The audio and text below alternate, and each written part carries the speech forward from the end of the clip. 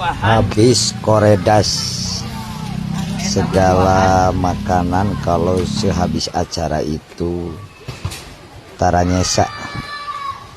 Tapi Allah perlihatkan kepada kami ada buah alpukat. Hari buah alpukat teh hiji-hijina buah anu make bahasa Arab.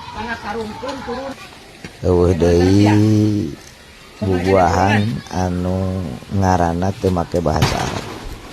Iwal buah alpukat.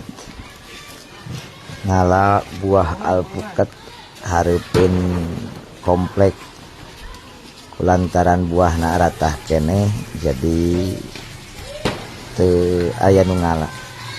Sabab buah alpukat mah alus keneh diala atah keneh daripada geus asak sabab sok murag ku soranganna.